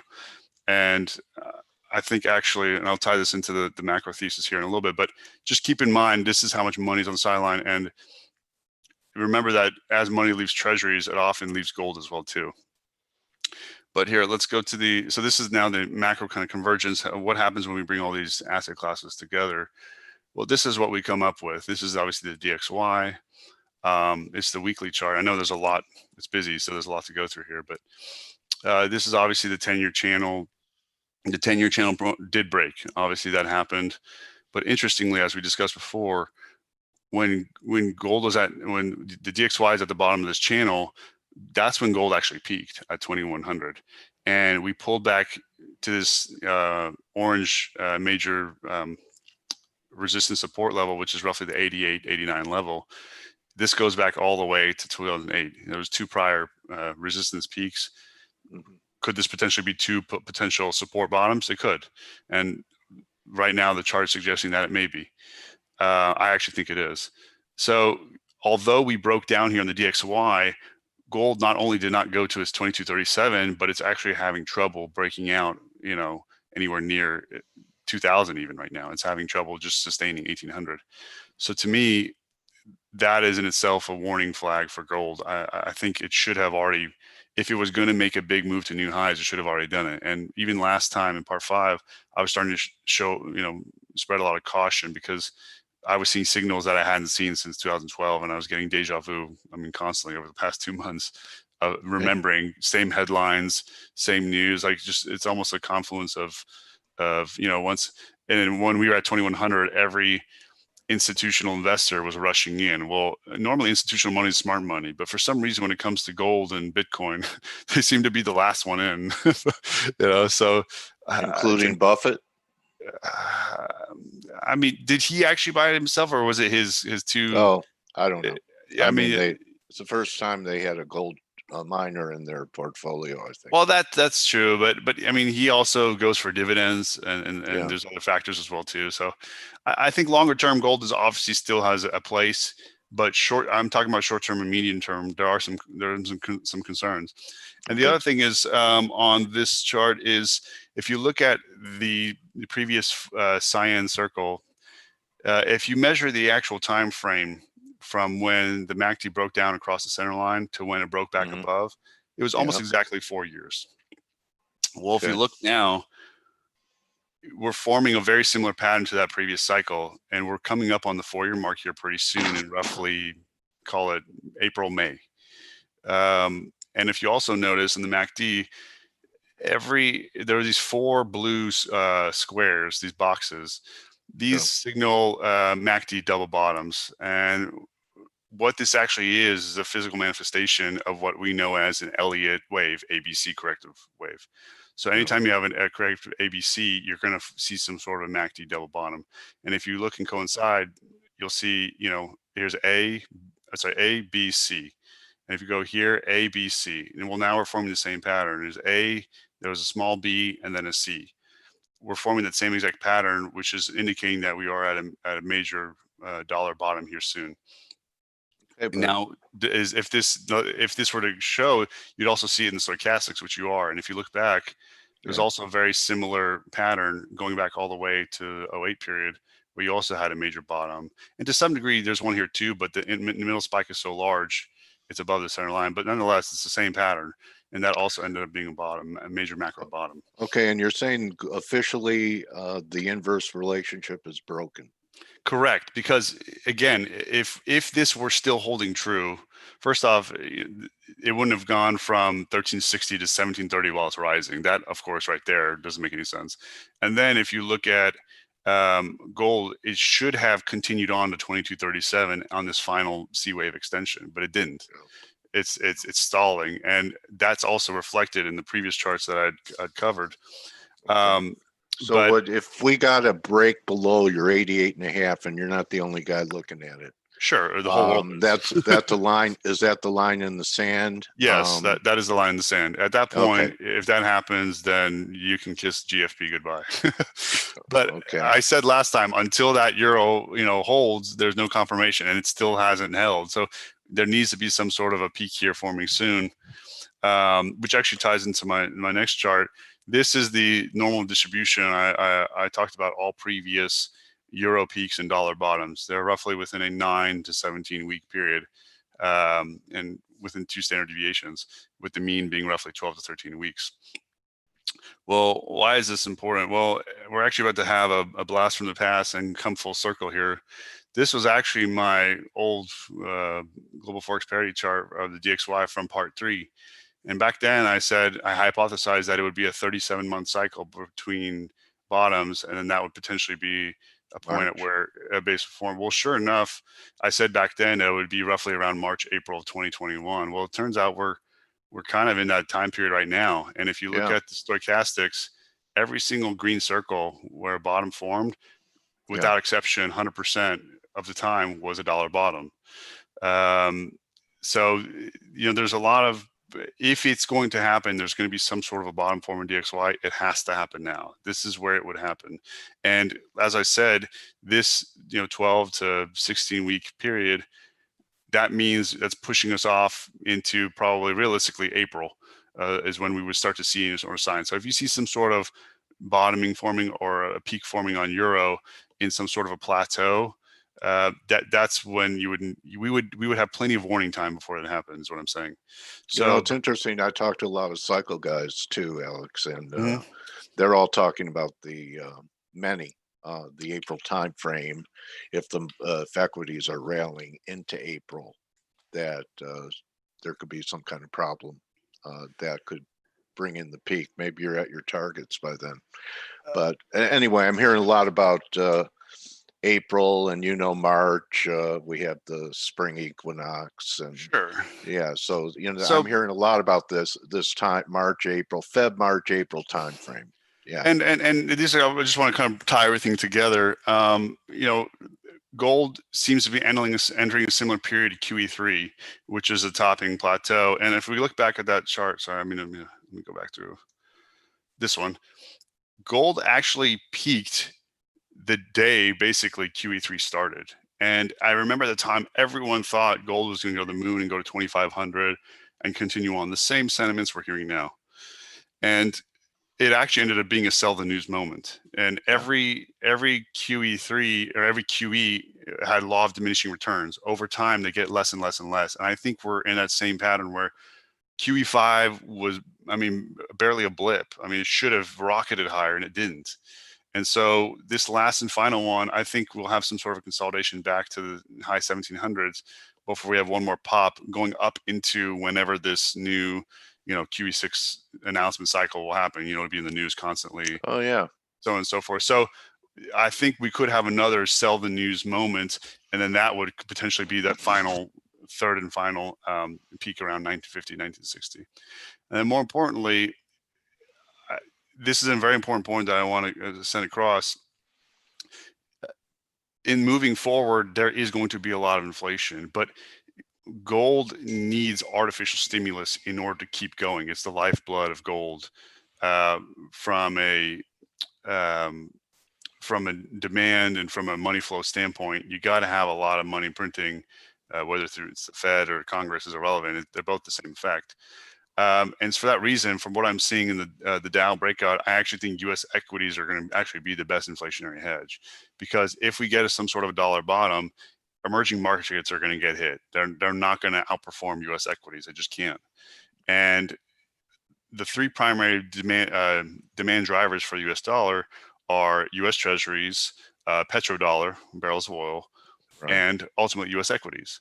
And some of the money outflows out of the bond market is going to go into U.S. equities. The 30-year bond bull is coming to an end. It's officially over. We called it on part 4, almost to the day. That was the end. That's the end of the bull market, because you reached roughly $1,000 on par value of your treasury bond. There's no more to go, and we're not going to go negative.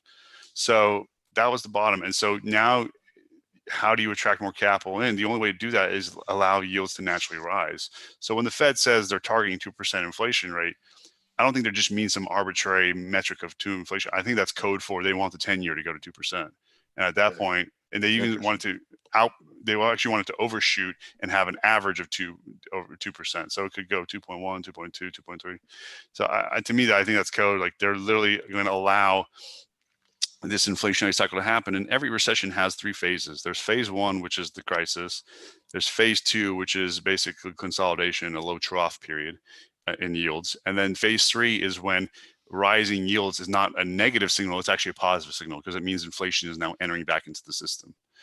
And a lot of that inflation is going to be targeted towards the actual U.S. equity market. So to me, that's actually, now I hear a lot of people say, well, rising dollar is bad for equity markets. Well, let's look at the history. The 2 largest bull equity markets, so 2 very large bull equity markets prior to this huge spike, were during periods when the dollar was rising. .com, the dollar skyrocketed. And during the 2012, 2014 period when the markets were advancing, so did the dollar. So arguing that somehow dollar up equals down equities, that's not necessarily true. Correlations, they change depending on what the cause, the why of it is. I mean, why is the dollar rising? That's more important than if it's going up or down. Necessarily it means inverse or not. So I just want to emphasize that I see, if the dollar is rising while U.S. equities are rising, it's naturally going to draw equity out of emerging markets, out of European markets, out of other markets, and into you get the double bang. You get the appreciation and the currency. Correct. And remember, gold is also the opposite of what's been happening the last 6 months. Correct, because we were going into it was phase 1, and then we were just finished phase 2. Now we're entering phase 3. It actually, all the correlations, they reverse in phase 3. That's what a lot of people miss. So now we're seeing huge inflationary pressures on Dow. My prediction is Dow will be at 35K within the next 16 months. And in that, I think the energy sector specifically had its best macro entry in over 35 years. I think we're entering a major bull for energy sector. You have any upside targets that you can envision for WTI? Yeah, it's going to go back above 100. I think it's going to go back above 100 in the next 4 years. Yes. Okay. Does that include geo risk or just the recovery of global economy? I'm glad you brought that up. This is important because all prior oil recessions were either some sort of economic shock or some sort of natural economic processes happening, whether it be Saudi flooding the markets, to start a price war and so on and so forth. These are kind of long drawn out processes. This is the first time in modern history where we had an artificial shock, one that was basically we chopped off a limb in order to save the body. And so when you do that, the supply demand cycle inverts much more rapidly than it would naturally. And our rig count is at, I think the lowest I saw was somewhere around 180 rigs. The last time we had that many rigs active was during the Great Depression. We've never had that many few rigs operating at one time, which means there's a massive, although there is technically a supply glut, the production takes a long time to come back online. You can't just turn it on like a switch. So when this huge, travel boom, leisure boom is going to happen once this is all over, come April, May, I think COVID will kind of start becoming a thing of the past. You're going to see a massive swing in consumer behavior, and you're going to have everyone traveling and using energy consumption, and all of a sudden that supply curve and demand curve is going to flip. And remember, oil has inelastic demand, so minor shifts in supply have an exponential effect on price. It's the opposite of elastic market. So to me, I don't see why this is going to be the greatest demand shock and supply shock and transition in such a short period of time we've ever had, because we're basically now turning the switch back on. But oil can't catch up. It won't be able to catch up as much. Plus, we got an extra benefit, cherry on top, this past week when Saudi said they're now cutting production. Surprise, 1 million barrel cut. And now they're cutting to Asia as well too, as of recently, I think yesterday. So all the macro economic triggers are there for a major energy bull market. And energy equity specifically over the past month have outperformed virtually every other sector, as have financials. And the reason financials have too is also because of rising yields. Yeah, exactly. So anytime in a phase 3 expansion, the best sectors to be in are financial, energy, and industrials, which if you look at the Dow, I actually think the Dow was going to outperform the NASDAQ over the next 16 months, because a lot of the laggards that were sitting in the Dow, and keep in mind, Dow also has Apple and Microsoft too. So it's not that it doesn't have a tech component, but it's going to have a much stronger bullish momentum behind it, because it's not one of these high flyers. Most of the names were sitting at their 200-day moving average with low PEs, extremely high dividends. Every macro fund on earth is buying any 8%, 10% dividend they get their hands on right now, which are those are already gone now. So it's just kind of put everything in perspective. If euro ends up topping here in the next, it forms some sort of topping plateau in the next 12 weeks, that's when you'll know, okay, now it's time to start getting ready. All the indications are we still need a little bit more time. I think April is really kind of rough. And even when I'm in part 3, I said that was the previous cycle. I even showed the 4 years between, the MACD crossings. All the confluence signs are forming that this is kind of a major macro support, and 88 absolutely has to hold. I mean, that's just, it has to. So that's kind of my presentation. Thank you, and I appreciate it, Dale. And obviously, Charge Coach is my my platform that I launched. Kind of new little tidbit. I launched a bunch of new risk options and Dow calculators. If you want to try them out, they're completely free on the homepage. You know, test it out, play with it. I also launched a new proprietary Dow Jones future price calculator on the backs of this huge breakout, where it's basically the only one like it in the world because I coded it from scratch, but it can accurately predict the Dow Jones future price based on all 30 components to the exact penny. So I coded that. I just launched that recently.